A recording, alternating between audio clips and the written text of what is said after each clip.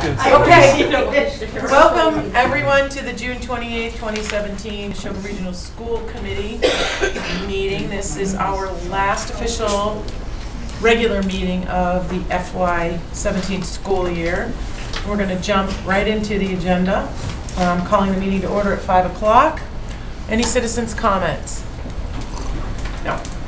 Okay, new business. The Superintendent's Evaluation is not in the packet, but the evaluation was completed by the former sitting committee per a vote of the school committee at the time. So we're going to read through, I'm going to read through the Massachusetts Department of Education's model system for educator evaluation, so you understand how that was done, and then we'll take the highlights of it. This was done pursuant to Educator Evaluation Regulation 603, Code Massachusetts Regs 35.00. The model system requires the following: that all individual school committee members rate the superintendent's performance against the standards for administrative leadership. There's 4 standards: instructional leadership, management and operations, family and community engagement, and professional culture. And then the committee members all created their own individual. They were all collected up and they were put into a summative review, which is what this document is. So I'm going to go through the highlights. This is for Superintendent Clenchey. Thank you so much for being here for the past year.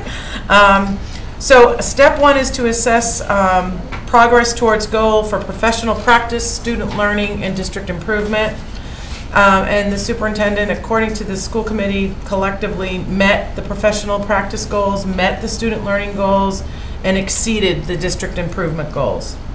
Step 2 is to assess the performance on the standards, and that's where those 4 standards come in that I mentioned: instructional leadership, management and operations, family and community, and professional culture. And while I know she doesn't really want us to do this, we are going to read it because I think it's important for people to understand the body of work that the superintendent undertook this year. Okay. Before I go, one of the things that seems strange to me, but this is the way the system requires it, is that each rating is either unsatisfactory, needs improvement, proficient, or exemplary. But I want to talk about what their definition at the state level is for proficient. The proficient practice is understood to be fully satisfactory. This is the rigorous expected level of performance. So everybody keep that in the back of your mind. Okay. For the overall rating, the school committee gave the superintendent a proficient. Again, the acknowledgement is that that's the rigorous expected level of performance. But I want to read the comments because I think a lot more comes out of the comments. And these comments come from the school committee members. What I did was I took entire sections of things people wrote and massaged them together. This year is the first year we have had a broader, deeper understanding of the intricacies of just how far-reaching the scope of effort is from the superintendent's chair. We, the public, now have access to and a deeper understanding of the internal processes, areas of need, and specifics on where our financial picture was, is, and is going. That visibility, along with a Herculean effort to clean up several serious and critical areas in operations, is due to the efforts of Superintendent Clenchey. Combine that with a healthy respect for all constituents, from students to staff to parents and town officials, and we are indeed in a position to deliver on our vision of quality, top of the state education. Superintendent Clenchey's high caliber work ethic translates into her expectations for her staff. Her compassionate professional approach attracts like qualities in the people she hires. We have seen a marked change in the approach to their work and the way they interact for the good of the students across the district. We've been particularly impressed in the way that she's responded in the face of negative criticism. Her firm, respectful responses and handling of situations is an example for all involved. At the district level, a culture of don't ask questions has been replaced with an invitation to discuss, collaborate, and come to mutual agreement. Her ability to go beyond the role of manager to leader fosters a culture our staff in 3 towns deserve, and one in which our students can thrive. So that's the overall rating and comments. Then professional practice, student learning, and district improvement were the superintendent's performance goals. She met, as I said earlier, professional practice, met the student learning goal, and exceeded in the district improvement goal. Standard 1 is instructional leadership, and the rating there is proficient. Superintendent Clenchy holds high expectations for herself and her staff, all centered on student growth. There is no misunderstanding her intentions. Even with all of the unplanned necessary distractions that consumed an inordinate amount of time this year, her support in curriculum development and adoption, as well as her commitment to streamlining processes for effective management systems, demonstrates her passion, experience, and expertise for student learning. She has worked diligently to ensure that next year's budget supports the district's mission while being sensitive to the availability of community resources. I think that was you, Jones. Refreshing the district's approach to curriculum will take time, but thus far, Superintendent Clenchy's efforts are paying off, as evidenced by the frequency and richness of discussions with her teams across the district. We are confident cascading that into each school will continue in FY18, as positive signs are already apparent. Standard 2, management and operations, was exemplary. While her leadership and solution-oriented approach is evident in all she does, Superintendent Clenchy's work in the area of management and operations is exemplary. From her first day, she's demonstrated the ability to identify problems and act expediently to solve them. Her entry to the district was combined with unexpected adversity, unanticipated lack of important documentation, and incomplete or unacted upon facilities issues. She was able to rally her staff to resolve an immense number of issues which consumed the better part of her 6 months at the district. That response was active, appropriate, and appreciated. Superintendent Clenchy has articulated a vision as well as expectations for professional behavior from all members of her central office staff, directors, and school leaders. This year, the building principals have assumed the supervision for all head custodians with the support and input of the facilities leadership. A new ticketing system, this is UCAP, has been implemented that is bringing about efficiencies in practice and cost. The food services unit, in collaboration with the support and efforts of the IT team, implemented a new point of sale system. The system was one that's widely used in school districts across the state. It can generate multiple informational reports that benefit food services employees, generate state and federal reports, track all expenditures and general revenue. Some modules are even being used for extended day as a way to monitor finances and general registration. This year, Superintendent Clenchy also collaborated with district leadership to establish norms for administrator meetings, resulting in efficient pacing, allowing time necessary to thoroughly discuss topics and come to collective decisions. Her reports that the administrative team has dealt with, Superintendent Clenchy reports that the administrative team has dealt with many difficult student and staff cases this year, several of which had been languishing. Every case is treated on its own merits with the underpinning of dignity and respect for all involved in the case. Finally, Superintendent Clenchy and the interim business manager redesigned and refocused the district budget for optimal tracking, visibility, and resolving unacceptable fiscal practices. Her knowledge of state and federal laws and her familiarity with collective bargaining has been of immense benefit to the district. Almost there. Standard 3 is family and community. I know this is painful, but it's only fair to let people hear it. And I'm zipping through it, so I apologize. Standard 3 is family and community engagement. It's clear that the superintendent is committed to having strong engagement with the community, family, and community stakeholders. In fact, the relationship between the superintendent and each town administrator, DPW, and police force is the strongest it has been in this school committee's memory. Communication to the families of our community has always been an area of growth for our district. While in this challenging year, the district met the requirements of two-way family engagement, more timely, regular communication about programs or incidents should be a goal for the upcoming year. As an example, the addition of social media accounts for school buildings in the district has been enjoyable for many families and receives a lot of positive feedback. We'd like to see this type of outreach occur district-wide and from the highest levels of the district. While Superintendent Clenchy is making positive contributions in our community, we encourage her to hold school leaders responsible for expeditious responses to parent inquiries. Otherwise, when requests fall to the superintendent for input and/or response, the additional time required to understand the backstories takes precious time away from district-wide work. And I know you've already started working with the school leaders on that. Standard 4 is professional culture. That was proficient.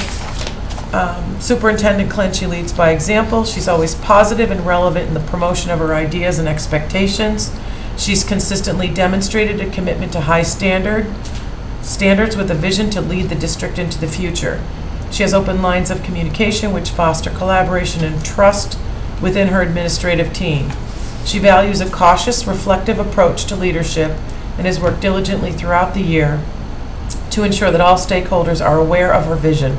More important, she has listened to those stakeholders while refining and reassessing her progress towards meeting her goals. It is difficult for the school committee to see into the day-to-day activities of the superintendent. We can only judge based on outcomes. However, it is clear that her team-building skills, rallying staff around a common objective and goal, and positively impacting culture are among her strengths. We are fortunate that Superintendent Clenchey is here as the culture of the district, that which the public may not see, was underserved. It takes time to right the ship culturally.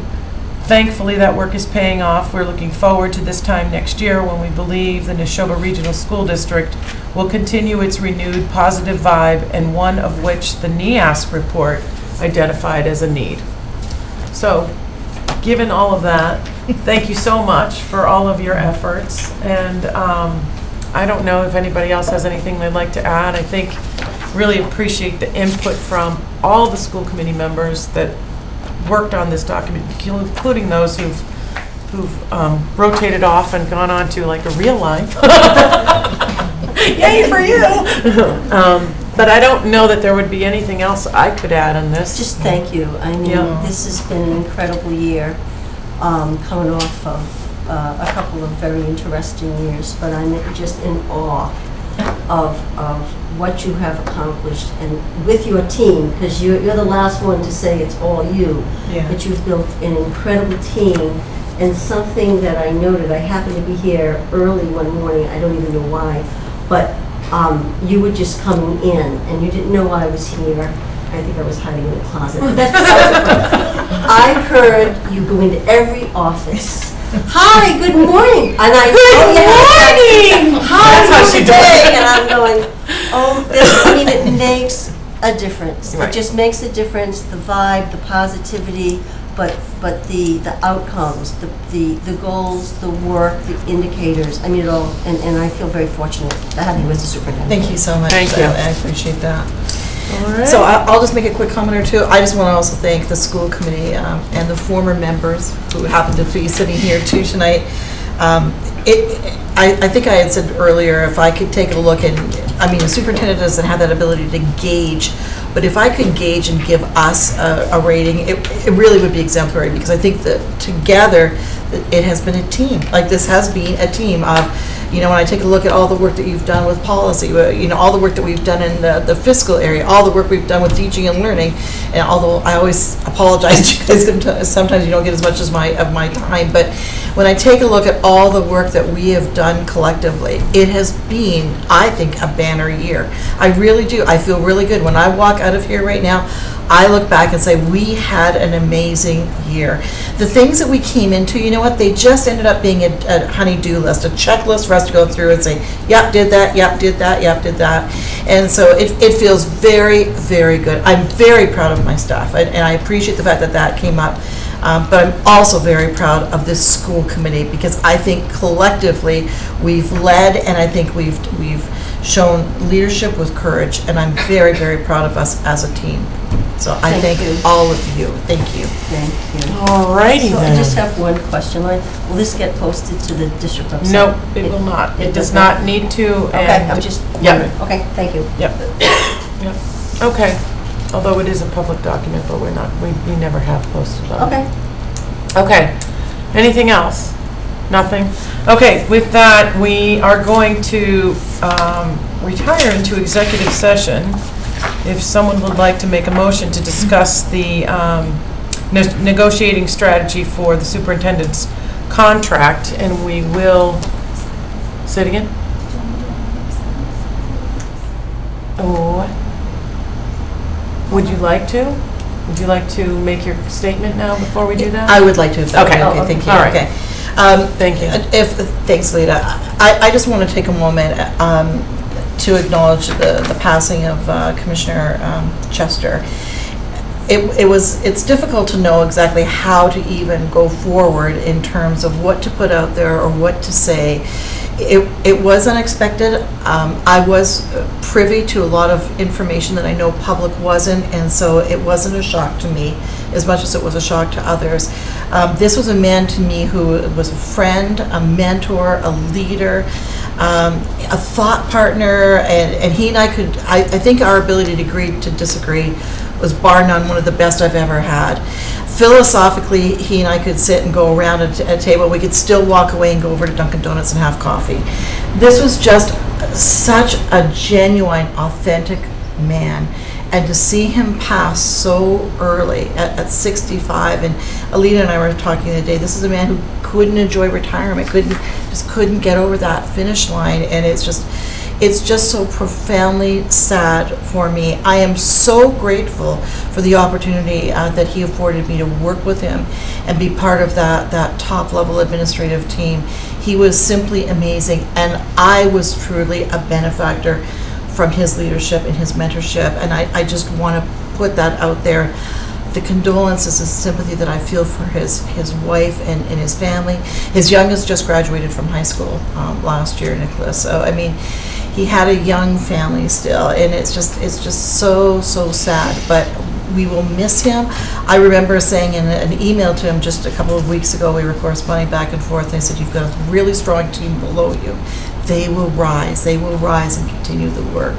So our thought goes out to his family, and I just want to express my appreciation for being able to work with a man who was just an incredible individual. So thank you for that time. You're welcome. So I don't know if the general public knows that Superintendent Calenci came to us from the Department of Elementary and Secondary Education. She left there last year to come be our superintendent. So your thoughts and comments are certainly appreciated, and I think, the entire state, probably many more states beyond Massachusetts, Definitely.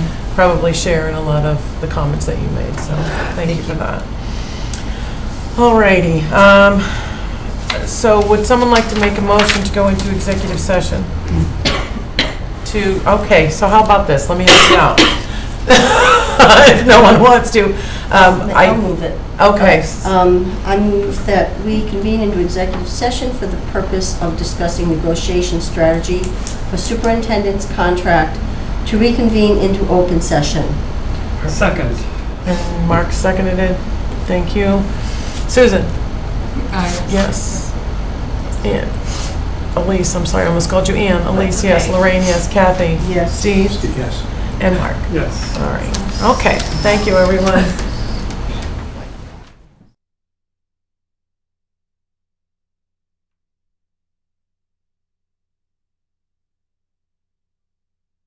And I need teaching and learning. Are they still down the hall there? Yeah. For the district improvement? Did somebody All get set? that? Yep. Okay, we're back. Thank you. Mark, I need to come. We need to vote on the superintendent's FY salary. Let's see. So the school committee just went into executive session to discuss the superintendent. We need to lead it to, because we'll be voting to do the notes. Are we? Where you're being recorded. I know. Okay. Oh, okay, I get it now. Okay. I'm good. So, yes, so we just came out of executive session. We discussed the superintendent's salary recommendation from the personnel subcommittee, and the school committee has made its decision, and that decision was unanimously to provide an increase of 5% to the superintendent's current salary for the upcoming fiscal year. Because it was a unanimous decision, I'm going to open up the floor for anyone in the school committee who would like to make a statement as to why they believe. Kathy? I want to just reiterate that this is not a cost of living increase, and that the work that the school committee did last year to reformat, revise non-union contracts took a strong look at some of the things that were going into the contracts, and we eliminated things like longevity and some of the unlimited reimbursements for professional development. And one of the things that we wanted to be clear about for the non-union contracts, that any salary increases would be merit increases. And so this reflects a merit increase. I mean, we just went through Brooke's evaluation, and Lorraine read what we wrote, but those of us who live it day to day and who've really been paying attention in the public know that there was so much more than that. And this district is a new place. I think it's a better place than it was a year ago, and that's thanks to Brooke. So I want to make sure that we don't lose sight of that I want it to be recognized that this is a merit increase, and that Brooke has the discretion with the other non-union positions to provide them with merit increases. And I think that's an important statement to make, and I also think it's an important direction to go in, because we set the bar high and we want to support people in meeting those high standards. And we have the person at the top who has done that. Thank you. Any other comments? Mark? Sure. I'd like to just say that overall your evaluation is proficient and exemplary in some areas, and that I think your proficiency is outstanding in many areas, and your effort this year has been outstanding and extremely satisfactory to all of us in many areas, and that it's just much appreciated by me and I think all of the members of the committee. Thank you so much. I really appreciate that. Thank you. So unless someone else has anything else to add, I'm going to have to ask for a motion. I move that we increase Superintendent Punchy's salary by 5% for FY18. And a second? Second. Steve, thank you. And any other conversation? All those in favor? It's unanimous. Thank you so much. Thank you so for much. everything you've done. It's my pleasure. I love being here. Good. Keep that in And my mind. staff knows. Thank you. Okay, we're moving on to the Nashoba Regional High School Facility Advisory Committee. This is a new subcommittee for us. It is an advisory committee. We talked about it a couple of times, tried to get the charge down. The charge is now down from the school committee's perspective, but it truly is something that needs to be driven from the administration because it impacts our school building. And yay, finally, yay Nashoba, we're finally turning our attention, instead of pretending it doesn't matter, to decide what are we going to do with the high school or not do consciously, rather than just keep pushing it to the background. So I turn this over to you. Sure, thank you. So what we've done is drafted an advertisement that we're going to put in several places. I'm going to just read a bit of it to you to give you a flavor of it, but I know that I've distributed it earlier to you. The Nashoba Regional High School, which was built in 1961, is being evaluated to address outdated and problematic deficiencies in both the physical building and its systems for possible renovation or replacement. The Superintendent of Schools is asking for volunteers to study and make recommendation to the NRSD School Committee as to whether or not the district should further pursue a statement of interest, which we commonly refer to as an SOI process, with the Massachusetts School Building Authority. It is anticipated that this recommendation will be made in the early fall of 2017, so shortly after we get back from our summer. The work of this committee will also include appropriate outreach to our 3 communities, which will include a position on whether to pursue further with MSBA, the costs and timelines. Committee members must be residents of the towns of Bolton, Lancaster, and Stowe, and be able and willing to commit to a varied schedule of meetings and to fully participate in those meetings. Knowledge of construction or facilities management would be an asset, though it's not required. What we've done is asked for applications or statements of interest for individuals to be sent to us no later than August 16th. And in part, that's a little bit later than we wanted to because our newspapers are actually a bit on hiatus, summer hiatus right now too. So we have to wait until everybody's back and able to advertise this. So this will go to the 3 papers. We'll also post it online. We'll do a scroll across. And so you'll see it come there as well. And of course, we're putting it out there right now tonight. And the listservs at the towns. And the listservs of the towns. We'll send something out to the towns tomorrow as well. So. Right. So I think we're set to go on this. So unless there's anything else on this, we'll be sending this along tomorrow. Kathy? Sorry. Is there selection criteria? So the superintendent's going to be determining. Right, and actually, thank you for asking that question. I had a great discussion the other day with Mass School Building Authority. And, although this is not a building committee, they said you might want to keep that in mind, that it would be nice if there's a nucleus here that could kind of help to move forward if you decide to go that route. So it's just something to kind of keep in the back of your mind. But I'm very excited to even get to this part. And a lot of the work, too, that they're going to do is go back and reflect, Mark, on the work that your committee has done as well, the committee that you sat on previously. So. And Mark, you had a question?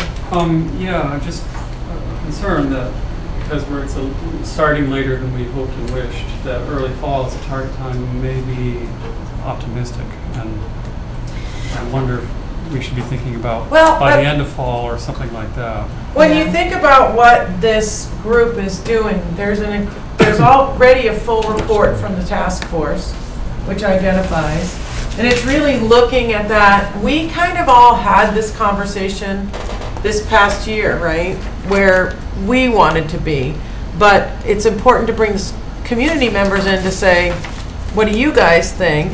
Look at that work and really kind of get out and socialize it, because even if the school committee decides to go or to not go, well, if we decide not to go with the SOI, then that's it. But if we decide to go with the SOI and move forward with it, it still has to go to the communities for a vote.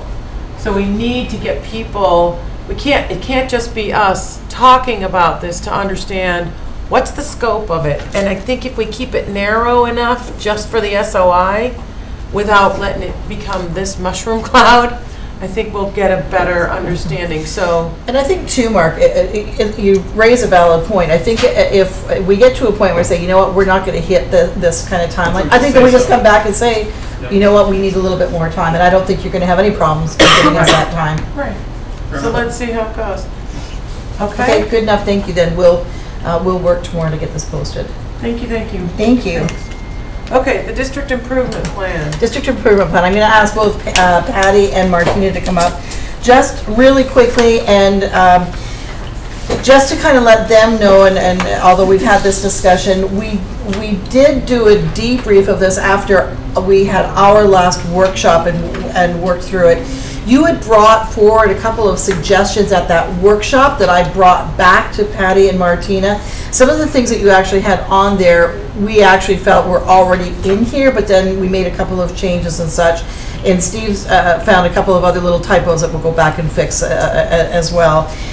So these really are the ladies, they and Cindy Larson, in collaboration with myself, is really, this was the power group that was behind this district improvement plan.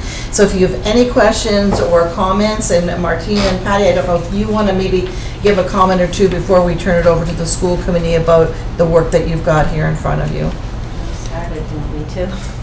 I guess I'm not sure what conversations have taken place. Yeah, because we don't need to read it, they already know this, so just a couple of, 1 or 2 salient points is all we're looking for. I think we just really tried to design this with the students in mind, so you'll see that while there are a lot of other pieces of work that as a district we're undertaking, we felt that the district improvement plan as a set of goals would really focus there, so I think you'll see that in overall the perfect. And I just want to clarify, this district improvement plan is the full district, pre-K through yes. 12. Yes. Okay. It's intended to be a pre-K to 12. Okay.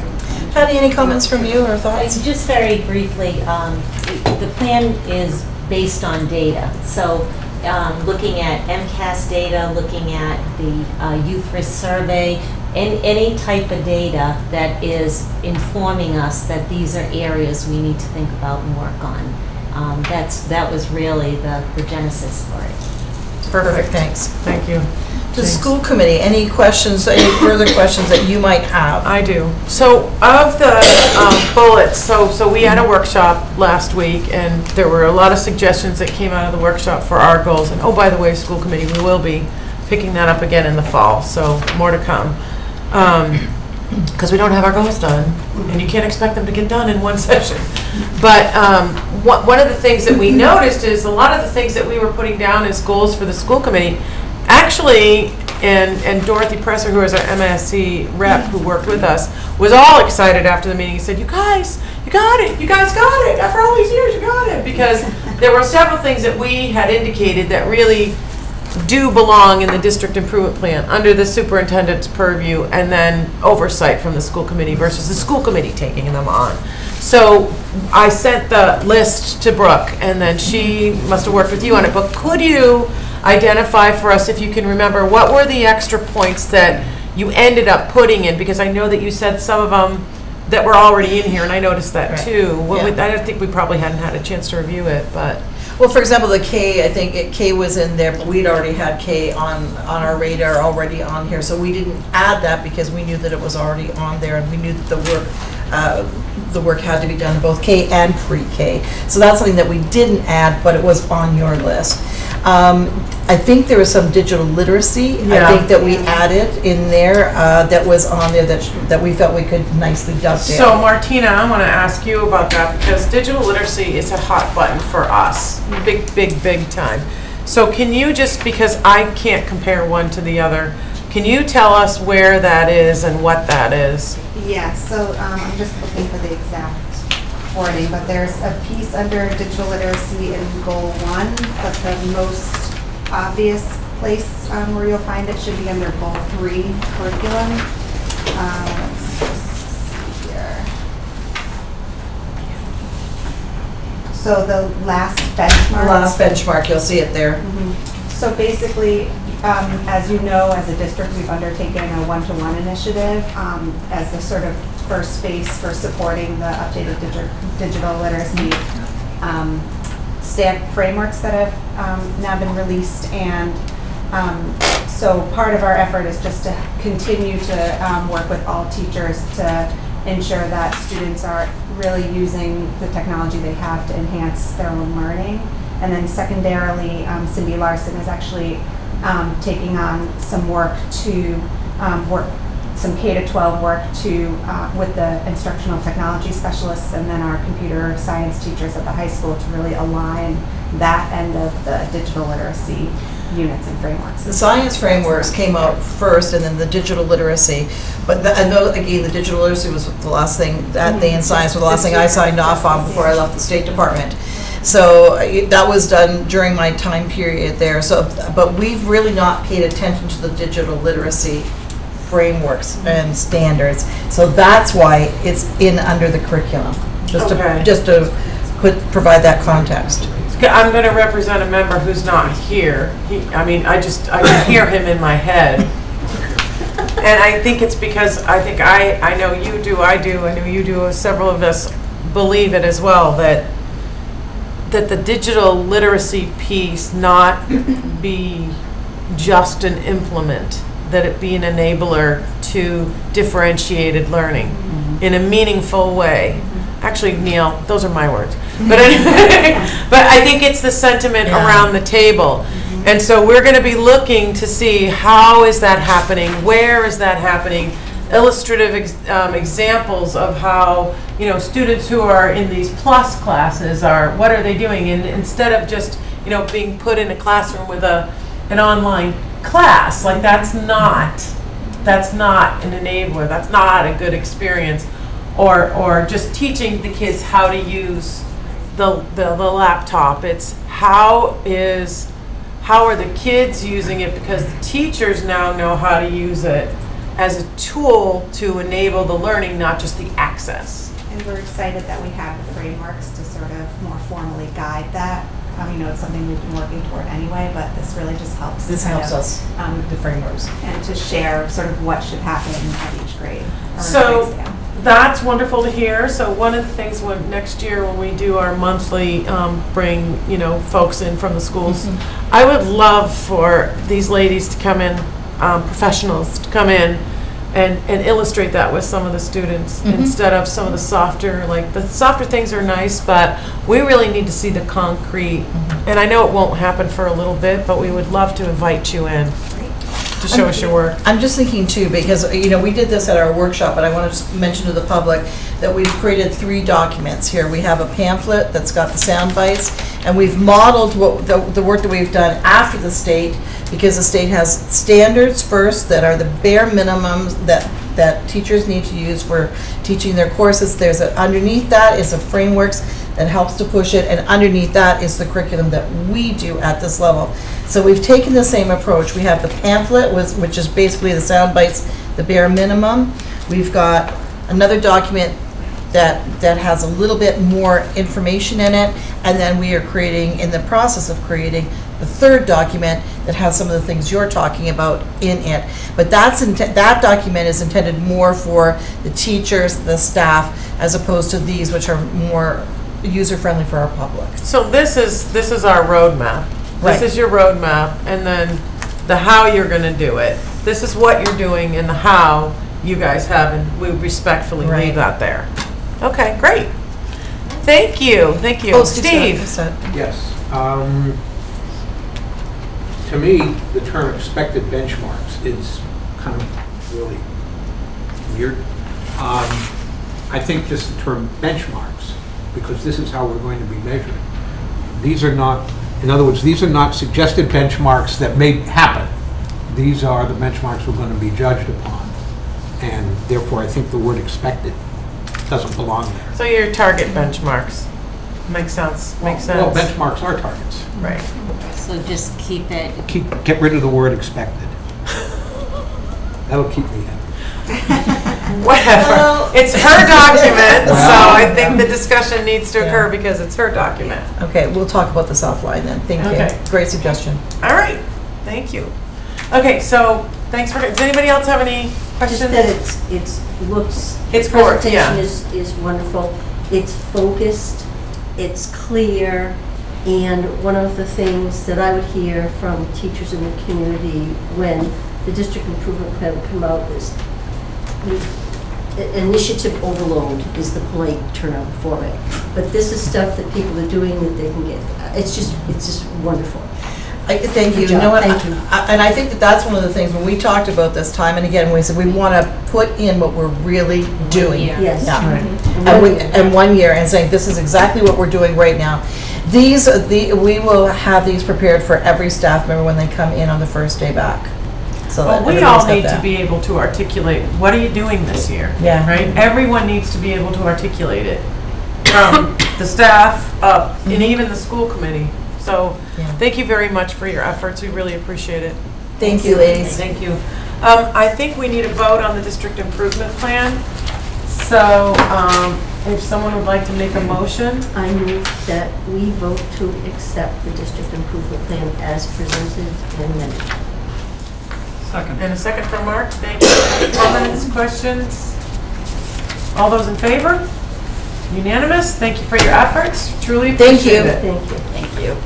Alrighty, so that's the K through 8 high level 30,000 foot view, right? It's really K to 12. I mean, to I be meant K-12 because I'm Yeah, from Bolton, and so pre-K, sorry. yes, because pre-K's in there too, so it's Right. really pre-K to 12. But, so what you would have said to me was, as you were going through that work, the Yeah. next item on the agenda is yours. I'd Yeah, like you thank to you. talk about it, not me. Sure, thank you.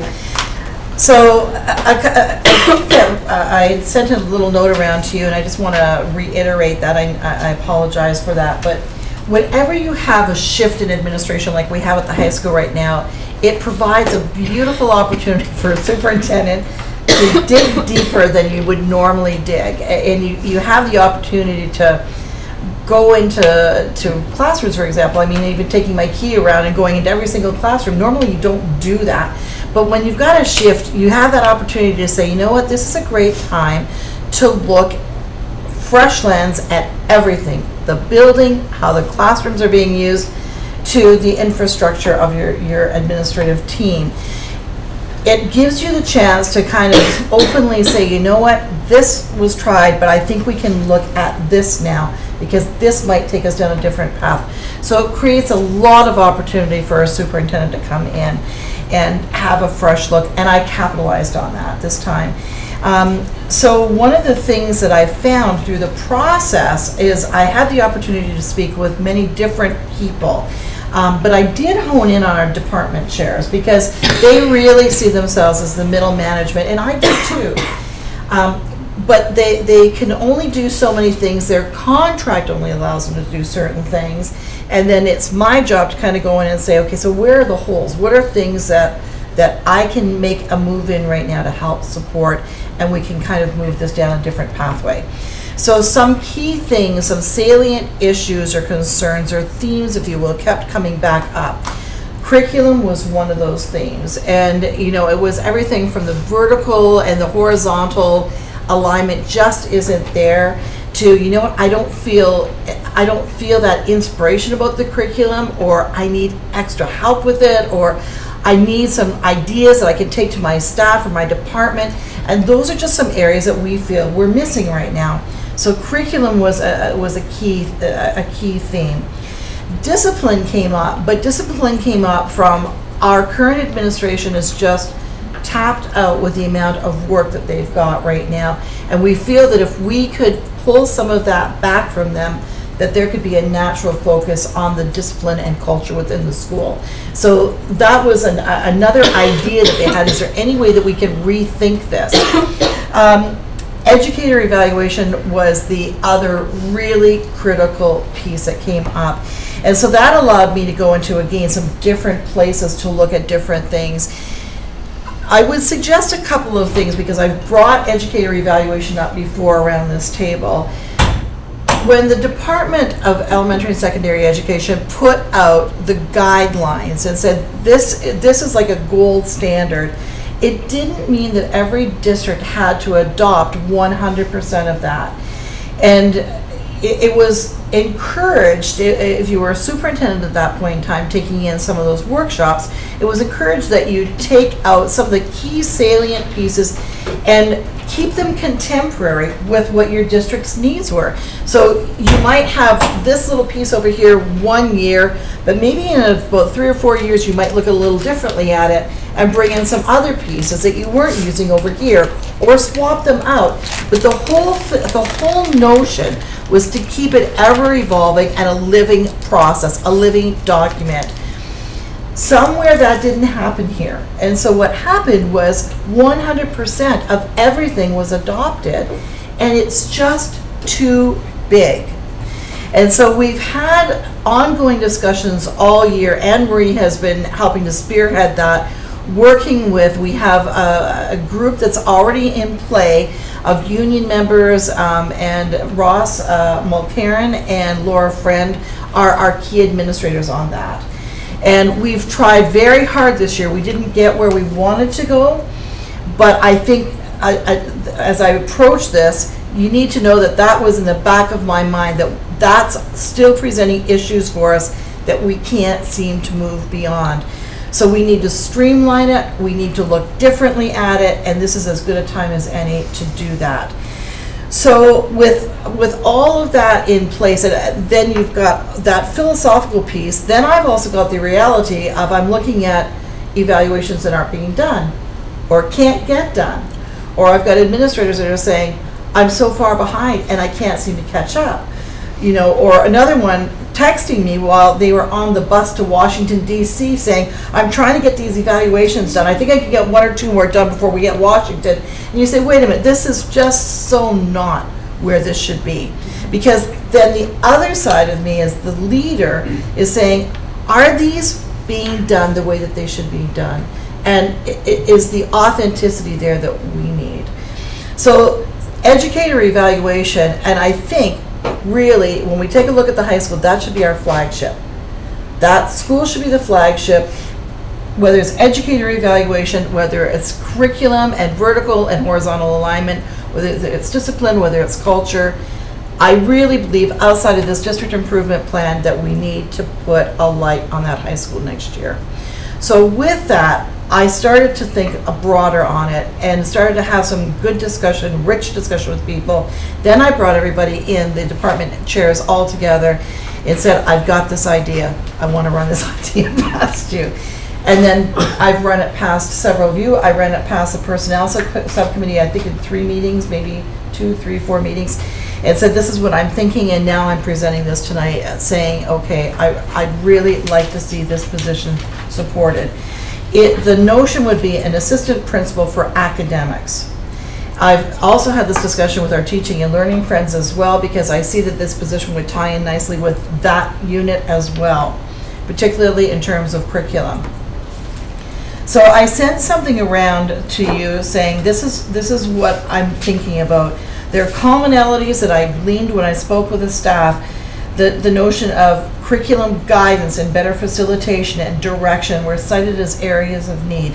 I see this position as doing that kind of thing. With regards to the educator evaluation, I think back to this whole process, and Kathy, correct me if I'm wrong, but I want to say it's about 6 years in the making, because I can remember where I was when this first started to come down the pike. And I remember Mike Long saying, if you recall, from Mike Long is the legal counsel for MASS, and he said, you know what I see coming, and this is again as superintendent, and I was sitting at the Worcester County roundtable, said school districts are going to have to start to hire people that are going to have to help to oversee it, because it's too big for your general administrators to take care of if they're going to do it well. And I think that we can do this well. I think that we've got the interest, the desire, the drive, and I think we've got people in place, with the exception of this, that I think can drive this to be a stellar process for us. So I put forward tonight the notion of an additional assistant principal to be housed on site at the Nashoba Regional High School. This comes with the support of our teaching and learning friends, our department chairs, the administrators there. So I don't come to you tonight with a notion that this is just something whimsical that's out there. There's been a lot of work, a lot of discussion, including union discussion. I went to our union and had discussion with them and said, this is what I'm thinking. So all of that together brings me here tonight to say I'd really like to push forward with this particular position, and I'm certainly open to any questions or comments or concerns. So before we take questions, I want to clarify, I need you to clarify for people. Educator evaluation, is it a requirement of the state? So that's gotten lost in the translation with all this discussion. It was introduced in 2010. The Race to the Top schools, some of them implemented in 2012, and full implementation was scheduled for 2013. So that's 4 years. So the reason I bring that up is because I remember when Nicole Odekirk was here, she and I were, we were brought into a grievance regarding that. Yes. Whole educator evaluator thing, and we didn't even know what was going on, and that was like 3 years ago. And so my question is, if the association, Teachers Association, is in support of this, if you're in support of this, you know, I like everything you said. I had kids up at the high school, and I've been up at the high school, and we have so much rich expertise up at the high school, but the hanging it all together, it's not like a pretty new dress, right? You got pieces of fabric all over the place. The one thing that I'm concerned about is that it's outside of the budget. So this kind of came up once the budget, and I think we need to acknowledge that as a group, and we need to have that discussion. That doesn't mean I don't support it, but I think we need to have that discussion. And I would also go back, because I am so frugal as well with our budget, you know, you need to know that I don't come to you tonight with this without having thought that through extensively, you know, because it is something that it is a bit of an outlier there. If I didn't feel that there was a real need, I absolutely wouldn't be bringing this forward to you, because I am too frugal, to be honest with you. Okay. Questions? I'm along the topic of budget. We will be having a transfer at some point in the year to cover this, so that's a known thing. It would be my preference we do it sooner rather than at the end of the year. At the end of the school year? No, he's saying sooner, like mid-year type thing. So Sure. So I would hope that Yeah. at the time that we do our next consolidated transfer, which I know we will have at least one during this year because we have a contract that we hope to settle, that we would include. That's a great We idea. would transfer it at that point as Yeah. well to bring the budget into accord with what we actually know our program to be. That's a great idea. Yeah, thank you. Questions? Susan? Yeah, You got it's I've been okay. thinking a lot about it this afternoon, given the situation that Lancaster is in. You know, and I remember you saying that if you'd gone any deeper into the budget, then that would have meant making cuts. And so I'm it's hard to reconcile shifting from another place so then that must mean. Yeah. You're right. What it means is something's going to be lost somewhere else. You're right on that. No matter how you look at it, because you've got this finite amount of money, and you're absolutely right. So it's going to have to come out of somewhere else. And I do recognize that, you know, an effective administration is, you know, a teacher's best friend, and then it obviously helps to student learning in the end, right?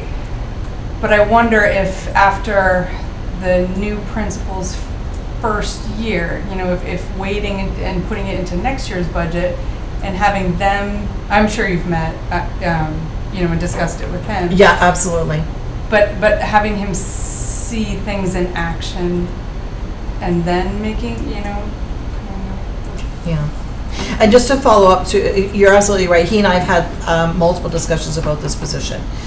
In fact, he asked if I wanted him to come this evening and to your last workshop. And I said, no, it's okay. I think we're good, you know. But certainly it's a position he supports right now. I understand your thinking, and I'm not disagreeing with it. My point of view is personal because of my experience with the high school, and that this type of a position was needed when I was there, and I left in 2003. There is just so much, and I'm a curriculum person, but it's hard to do that work when there are so many other competing needs and you're pulled in so many directions. And and that predates the new evaluation system.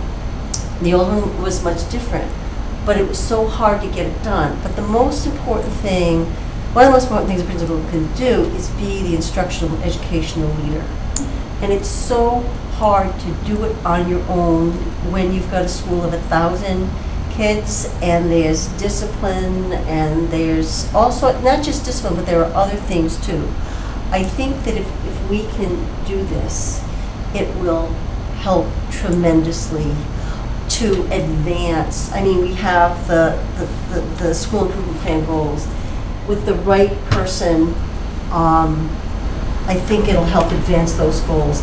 And then the other thing that I'm thinking about is last year or the year before, when we were talking about a proposal to reorganize the central office leadership. And there were those of us and people in the office who could see the need to change, and people saying, well, wait till the new superintendent comes. And I'm thinking, oh my God, she needs it now, or he needs it at the time. So I guess that in light of that, I get the thing about it being outside of the budget. I mean, I live in Lancaster too, but I see this need, and it's been needed for a long, and that's long just time. If it's been needed for a long time, I'm just questioning why maybe it wasn't included in. And I think a lot of that, you know, I've thought a lot about this, and I don't mean to cut you off, so if you have more, please finish. Why, if there are deficiencies in the structure, in the district structure, because there have been deficiencies in the district structure, and I don't say that for any other reason than if you look at where we are today and are we structured today to go forward, I don't know that we were.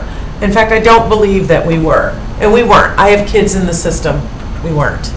But I remember Kurt Bates when he came in, and I remember saying to him, I just feel like this district has every ingredient to make the blue ribbon cake, and we're good, but like I just feel like we could be like there.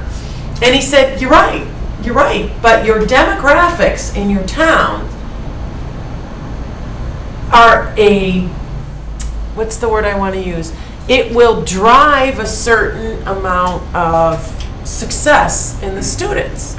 And I do believe that, because as parents of kids in the district, you're focused on your kids, you'll get them what they need, at least some of us are. I mean, many of us are, and everyone's doing the best that they can. But I think my point is, it's time for the district, and especially at the high school, to take that next step, that all that talent is there, but it's not structured. And I hear what you're saying about, geez, Lancaster's in a bind, in 4 years, Bolton could be there too, and that scares me, not just as a Bolton resident, as, a Nashoba family. But I feel like we need to, and I'm going to interrupt myself and go back. Remember that stack of documents that Brooke brought forward with all the classes at the high school, the number of students, and someone needs to dig into every single class and look at, is this class a class that we've just been kind of bringing forward for 30 years? Is it an effective class? Is it a contemporary class? Is it are kids taking the class? Should we be looking at something else? And that's why this position to me needs to deliver that. Like, is the curriculum reflective? Because I'm not sure that it is. So that's and I'm not an educator. And I think to Kathy's point too, if I can just mention, one of the department chairs said, I've been here for 17 years and we've not been able to move the dial. I feel this will help us move the dial. So. But because it's outside of the budget, because it's another expense, you're going to have to make some tough decisions on how you're going to fund this.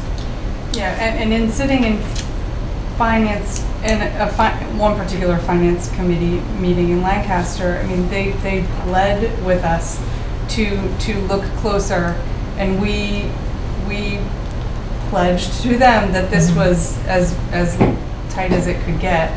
And so I don't know that I can. So I want to be cautious. This is still tight. Like, please. To your point, yes. This is more about what else are we going to do without, or what are we going to cut away at to do. So, but could those other cuts have been made, and to have a smaller increase is what they would come back and say. I'm sure. But I think, in all fairness to the work that was done this past year, and this isn't against you or Lancaster, but I think it's a great idea. I really do. I just wish it was in. But I really believe that the work that was done in the budget this year, where we were going to be, and not like pretend be, where we were going to be was way more than where we landed. To the credit of the finance subcommittee working with Pat and Superintendent Clenchey. I'm worried that the reason that I'm here is for this, but that's it. Like, I can't do off budget. I can't do it. It just doesn't feel right. So you're going to have to do some horse trading. And I wonder if the new principal would, it sounds like,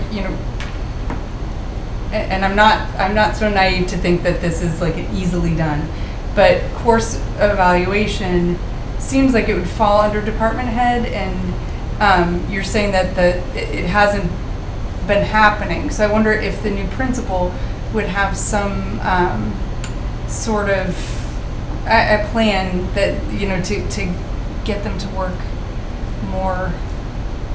I think like, that they if feel I'm- scattered. I think that's in The part. department heads. Yeah, the That's what I'm department saying, like, chairs, maybe he would have a plan to bring it together and to kind of, I don't know. Right, I would want to know what, if you're saying, that whatever it was, 17 years and the needle hasn't moved, what are the big roadblocks? And is it, the siloing of department heads that they feel like they're not crossing, and communicating with each other?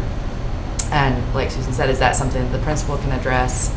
But certainly if we, if we're talking about bringing in a new person, then that would be something that I would really want to see, that they have a solid background in like implementation and, breaking down silos and building these kinds of bridges and partnerships, because that seems like what's maybe been missing, or that people are.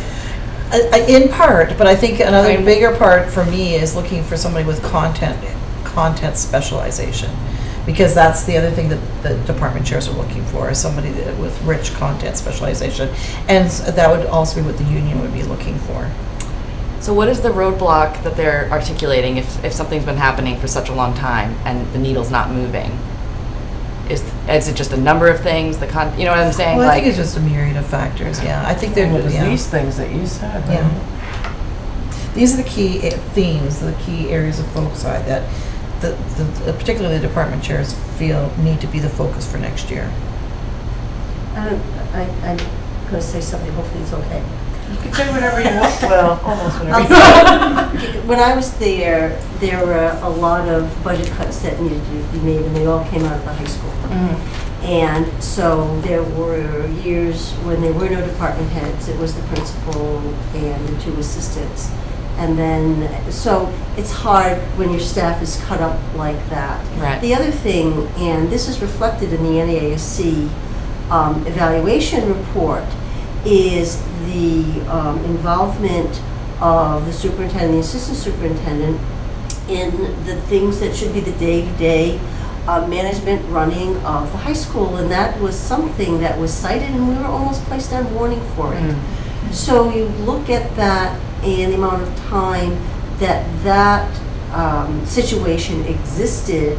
We're emerging from that, and I recall Kurt, when he came in and started, Brooke talks about peeling away the onion, started peeling, and the need to have leadership. I mean, you had the people in teaching and learning, but they had no leader.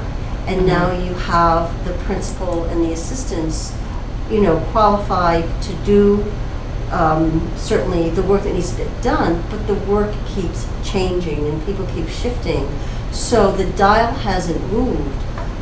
That's just sort of the historical context. And now we're in a position to have an aha moment and say, and I want to point out that in the last year, there have been a number of things that we found out that we needed to do that we hadn't planned on, that we had to find money in the budget, because things popped up, we had to fix things, and this is a good thing. And so I will support the acquisition of this position. Thank you. I just want to go back after one of your points, because I think that that's a critical point. When you take a look, when I look back over 17 years, because I can do that because I'm that old, I mean, where we were 17 years ago and the expectations of your administrative team right now, there is no comparison. Right. And the number of state and federal mandates that have come down, even in the last, 6 years, especially since Race to the Top. So I retired. Yeah, especially since that era, it's just unbelievable. So we can't even compare what an administration's role now is compared to 7 years ago. It's so different. Mark. Just a question from my benefit. In the high school, who are the people who evaluate teachers now, and what will be the coordinating thing that happens Only consequent to 3. this? So it's the principal and the 2 vice principals, and that's it. So that's a good question. So what is entailed in an evaluation? Goodness. That would take a whole evening to go through to explain. Honestly, I think what I'm looking for is the scope, because my understanding is it's not just you write someone's evaluation, it's observations, a number of observations. Actually, Patty, maybe you or Martina could give a quicker snapshot than I would, because I'll be too lengthy. You can just add All right, change. go ahead. So for the most part, teachers undergo a 2-year evaluation process for the most part.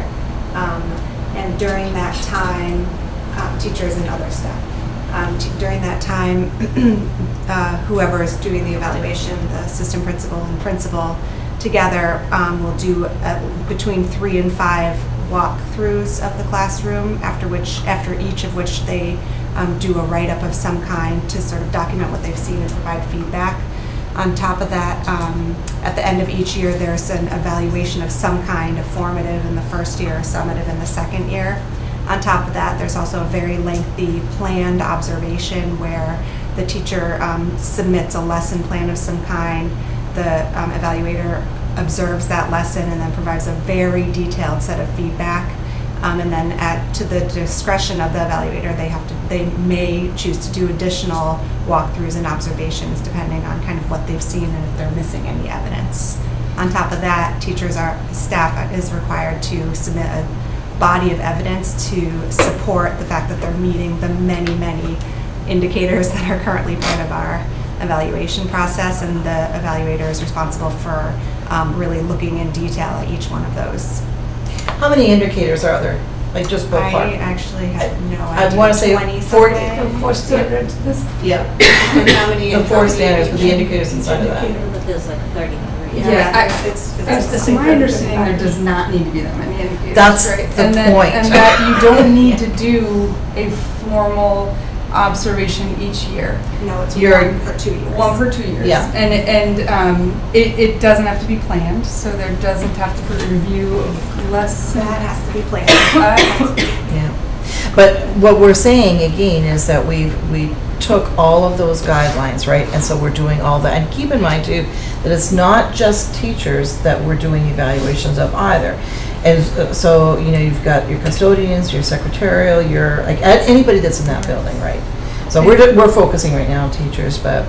How extensive is a write-up for the walkthrough? So the walkthrough is definitely shorter than the formal observation, but there's still at least 3 components to the form that we currently use, again, to gather evidence. And is that form from DESE, or is that a form that was generated by the district? It was a form that was adopted by the evaluation committee. So I really feel like based on DESE's recommendations. Streamlining. I couldn't agree with you more. And I wonder if that's not some. But this is exactly what we're talking about.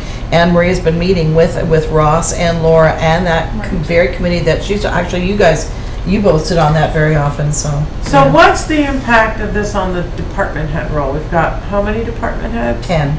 That's a lot of department heads. So what's the impact of this role on that function?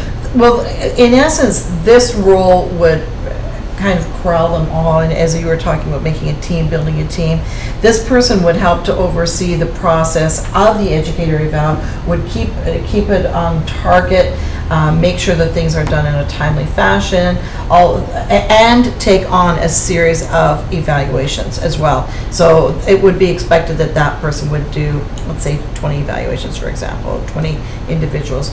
And so you have all that. Then you'd also have all the curriculum. Don't forget, the Ed-Eval is not the driving factor here. It's a piece of the work, right? The curriculum piece is the other piece of work. The late starts, for example, they would also help to oversee all of the PD that's happening with the late starts. So this all ties into all of the work that the department chairs. So it's really somebody who would help to oversee, support, facilitate, guide those department chairs. And so the work that this position would be performing is being done by whom right now? My concern is that a lot of this work is not being done right now. Okay. That's just the And reality. How does this position differ from the existing vice principal positions? And then how does this position differ from what the principal's role is?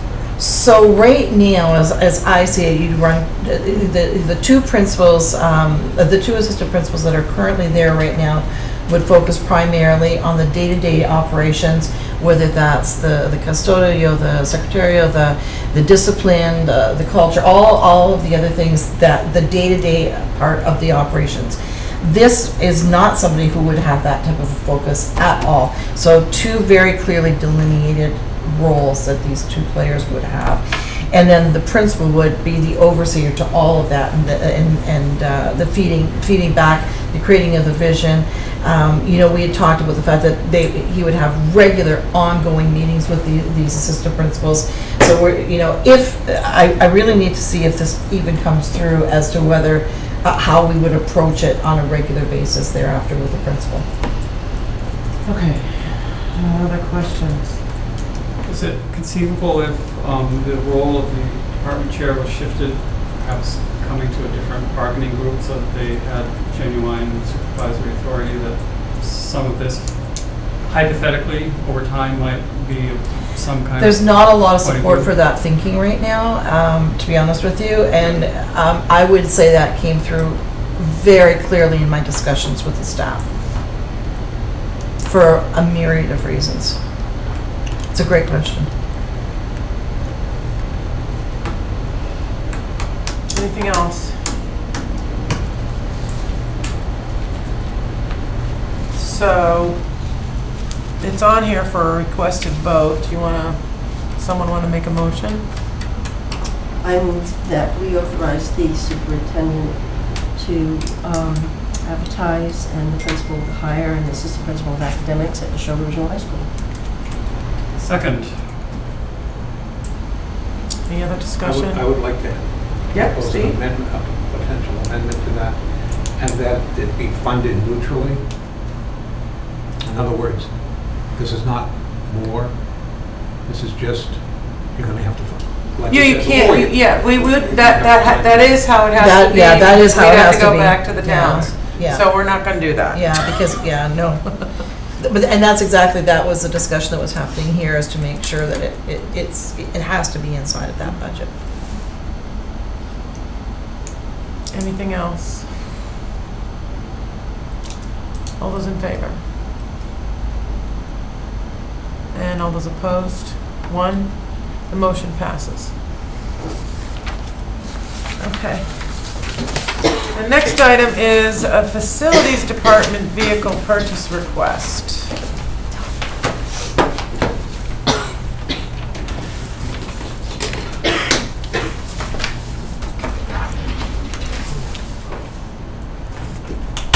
So do you want to tee this up? Sure. Because- I'll tee it up and then I'm going to turn it right over to Pat. So we talked, again, one of the other needs that we have is we've got an aging fleet of vehicles that are out there, and a couple that are in particularly bad shape right now. And Pat had come to you, I think 2 meetings ago, and suggested that, you know what, if I'm projecting this as a residual from the a surplus from this year, although, to be honest with you, I wasn't sure if we'd have any surplus, quite frankly, coming into this year. But she said, if we find that we have a surplus and anything above that, if there's a little bit above that surplus, then I would like to be able to come back to the school committee and ask for the purchase of a vehicle. And so we're waiting, and here we are now, basically the second to last week, almost the last week of June, and she's been pulling the numbers together and saying, you know what, I think we have what we need to do this. So we bring this notion forward. We have 2 vehicles in particular that we've got grave concerns about. One is our electrician's van, which is just rotting out underneath and the undercarriage, and I'll let Pat speak to that. And I think you're going to go through a number of the vehicles of the fleet tonight, are you not, Pat, and kind of talk about them? I'm going to talk about them. Yeah, and we'll just go through this very quickly, and then slow us down if you, because we feel that we've already talked this through with you, but we'll go through again and just highlight a couple of things. So Pat? Okay. So, next one. So I proposed the purchase of a new utility van, and this would be to replace the van that's currently being used by the electrician. And I would first like to say that the electrician is basically the guy that is overseeing most of the jobs in the district, along with the facilities. He's like his right-hand man, and so he not only does he do electrical work in the district, but he is also he oversees HVAC and identifies plumbing and issues and helps the facilities director to make determinations. So, like I said, this is the most heavily used vehicle in the district. The existing van frame is rotting. It's questionable as to whether it will pass inspection. The doors, because of the rot, aren't closing properly. The maintenance costs have increased significantly. There's only 68,000 miles on this, but I have to tell you that driving a vehicle a smaller amount of miles for short periods of time puts much more wear and tear on a vehicle than highway driving. So I propose that we purchase a new van. We went out onto the Combi site for the state, and I'd like to tell you that the state, let me just explain a little bit about what Combis is. It's a vehicle that the state has made available to all the communities and to the school districts to purchase many things across the board, anything from construction to purchase of vehicles.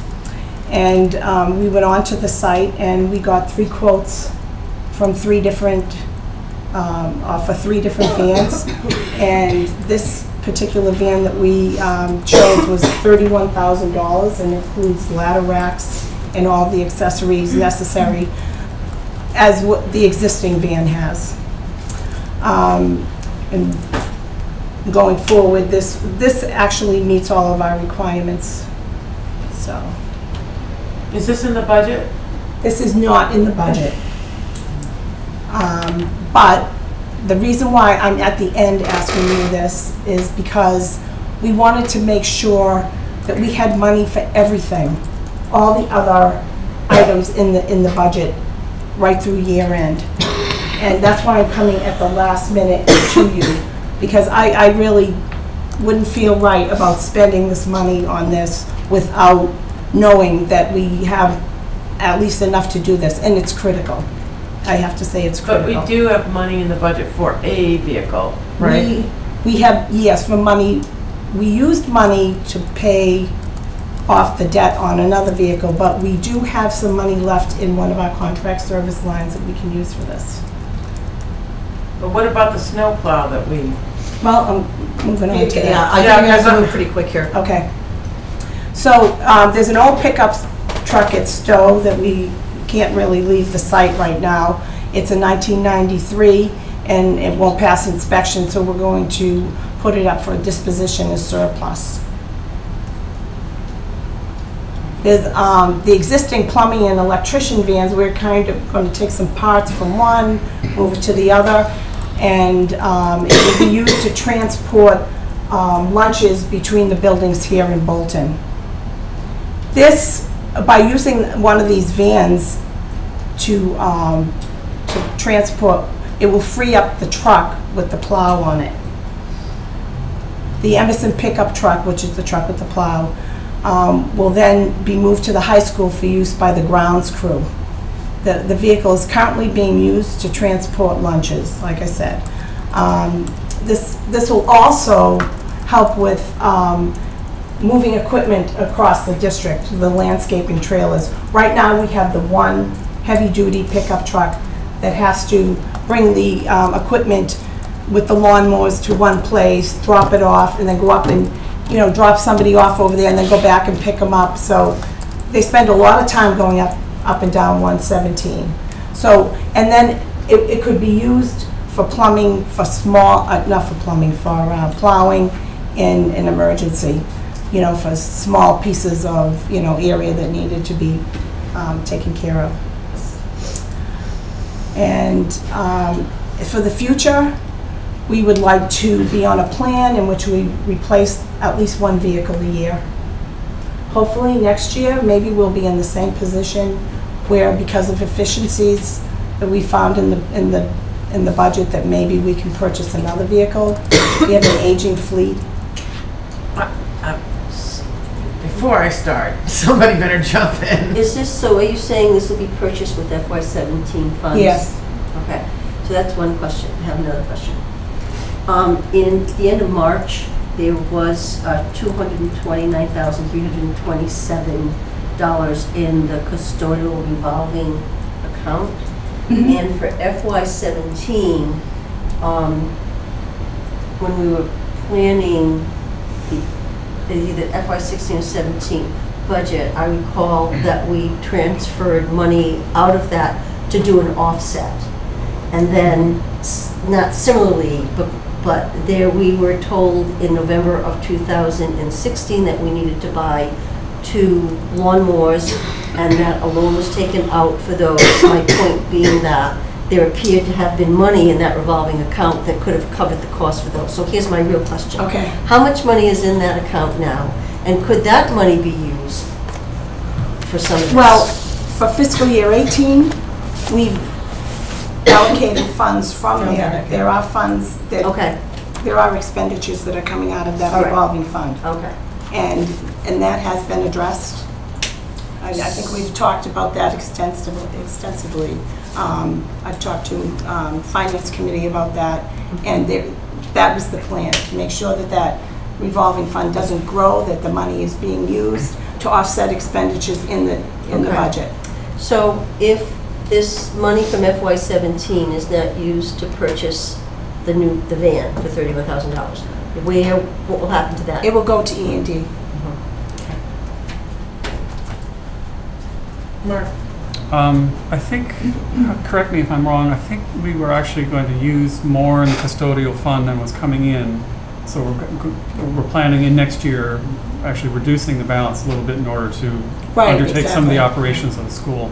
So it's not as if the money is, for next year, sitting there. We're actually drawing down the fund a little bit by plan. For one-time expenses? I don't recall exactly. I think No. there's some operations and some one-time.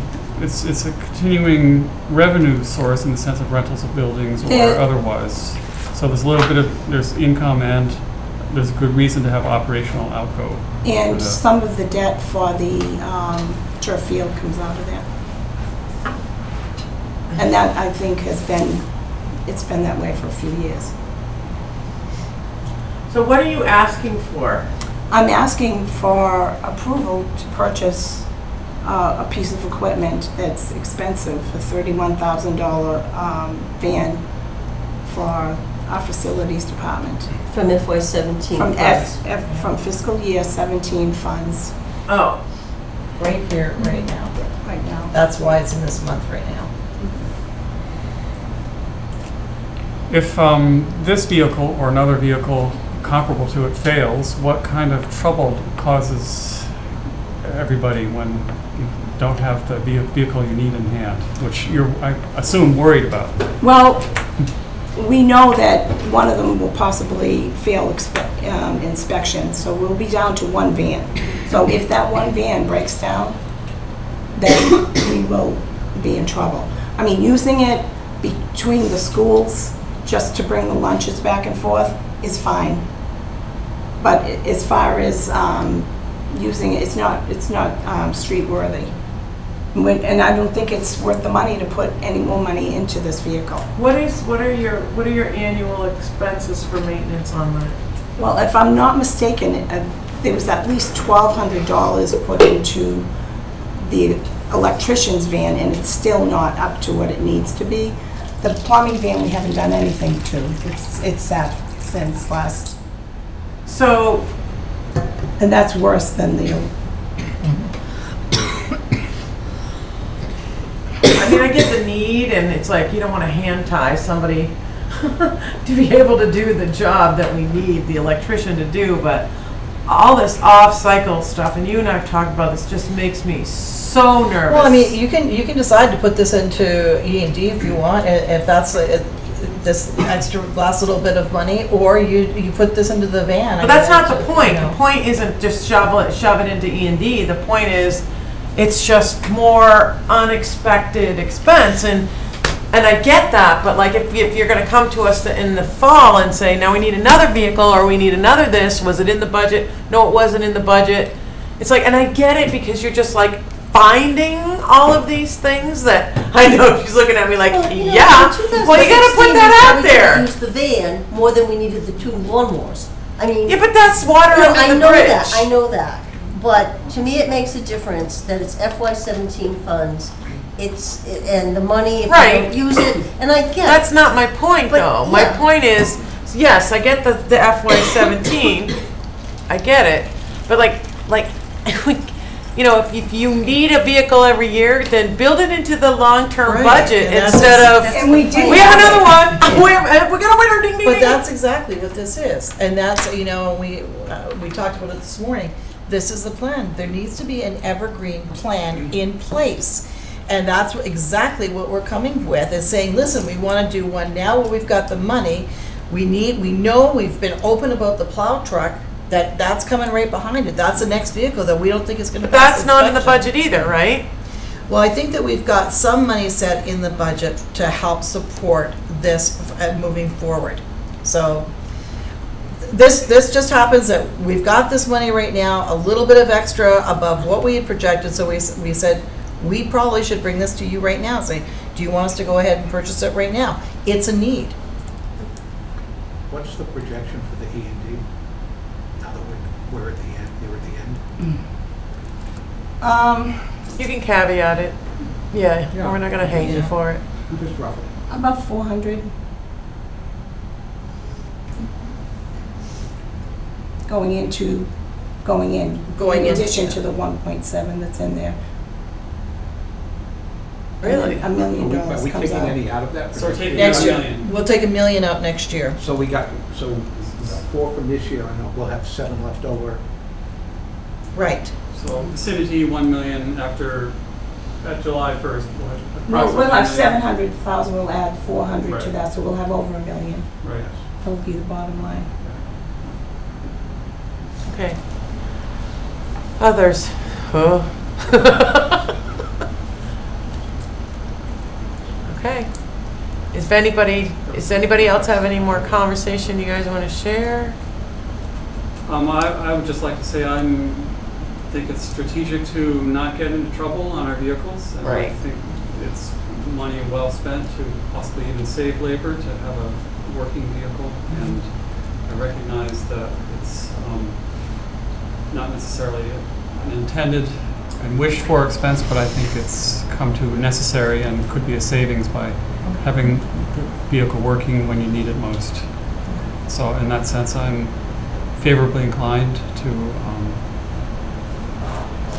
The only thing that purchase take I place. can even wrap my head around is it's coming out of FY17. Yeah. So. All right, anyone else? No, I mean, I agree. I think it'll cost more in the long run if we wait until it blows up. Yeah. Or figuratively, one Yeah, of those two. yeah. But, you know, than to do it now. But I would like to see, you know, that we, like you guys said, that we really start to plan for and say, okay, this one is not so good. This one maybe got another couple of years on it. Let's start to really make sure we're including that in our long-term planning. Yep. And that will be, that'd be a welcome Change. addition. Yes. Yeah. Yeah. And that's what we're really, That's what we're working towards right now. No, I think that's All great. right. Are you going to And- ask for something else? No, Okay. I just wanted you to know Because I don't think I that, can live through it. I just want you to also know that we are assessing, that all the vehicles are being assessed and maintained by the grounds department. I mean, that is one of their primary responsibilities now. So they make sure that the inspections are done. They schedule the repairs, so there's preventive maintenance being done. And that, that's why we can come up with this plan today. And I think that that's really important to note to the school committee, because this is one of those, when we peel back the onions, this is something that was not there. This is a new system that's in place that is working very well, which is why we're now here tonight. Right. Okay.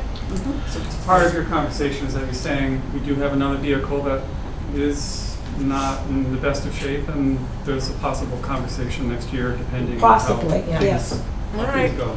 So let's move this forward. Someone want to make a motion? I move that we vote to approve the allocation of $31,000 to purchase a new From FY. from FY17 to purchase a van for the district electrician. All right. Do we have a second? Second. Thanks, Elise. Any more conversation? All those in favor? It's unanimous. Thank you. You had to work for that one, huh? I did, and that's okay. All right. Thanks, Pat. Thank you. Very much. Okay, let's move quick. Oh, actually, maybe not. That's what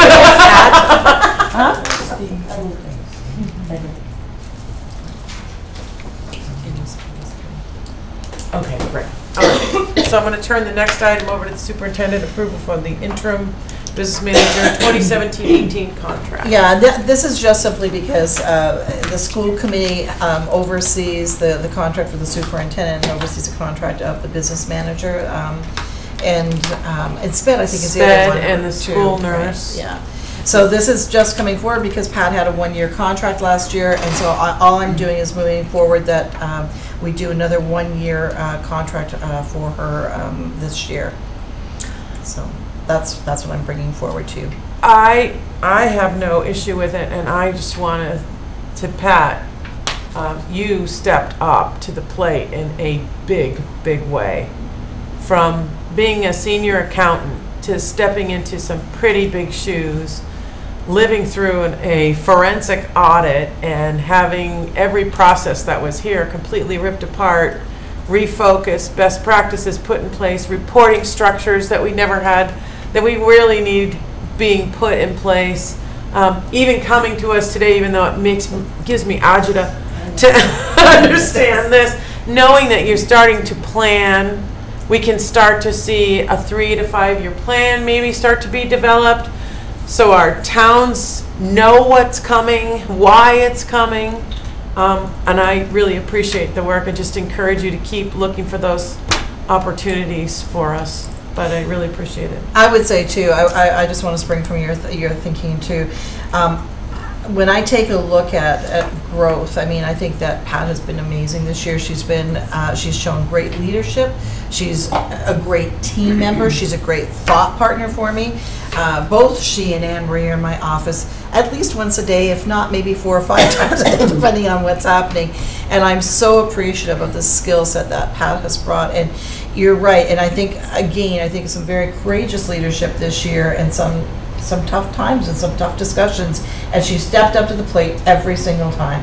So I just want to give her all the kudos in the world. So I fully support the notion that we give her an additional contract. Comments, questions? Just thank you for all you've done. Yep, really appreciate that. Can I get a motion? So moved. What are you moving? I'm moving that we approve the superintendent to go forward with the contract for the interim business manager. Okay. Thank you. And is that contract online? I don't know if it's online. It is. It's in the packet. Okay, It thank must you. be, because it was in the packet. Okay, so Okay. according to the salary and the terms in the Okay. job description. All right, thank you. Second from Kathy. All those in favor? It's unanimous. Pat, thank you so much. Consent agenda, unless there's some issue with the June 7th, June 21st meeting minutes, we assume they're approved. However, I do want to mention, Alita brought something to my attention today. Since we won't be meeting regularly through the summer months, we do need to vote, and Steve, you can move this one. We do need to vote to allow the budget and warrant subcommittee or other members in their absence of the school committee to sign the warrants through the summer so folks can get paid. Yeah.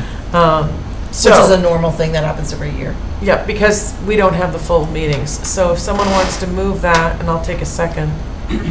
Steve, let's move it. I'll move it. Thank you, sir. Can I get a second? Elise, thank you, ma'am. Any questions, comments? Just with respect to this, just don't be surprised if you check your emails, please, because we may be having to pull a quick meeting together. All those in favor? Thank you, it's unanimous. All right, Alita, thank you for the heads up on that. And at this point, I think we have concluded our regular business. We will be going into a very quick executive session. You want me to make the motion? I was just going to ask if someone would make the motion. Okay. I move that we enter into executive session pursuant to M.G.L. Chapter 30A 21A3 to discuss strategy with respect to collective bargaining of Units A and C if an open meeting may have a detrimental effect on the bargaining or litigating position of the public body, and the chair so declares. The school committee will not reconvene to open session. And a second, please. Second. Thank you, Mark. And Kathy, you want to do roll call? Lorraine? Yes. Elise? Yes. Steve? Yes. Mark? Yes. Kathy, yes. And Susan? Yes. Yes. Okay. Okay, thanks, everyone. Thank you.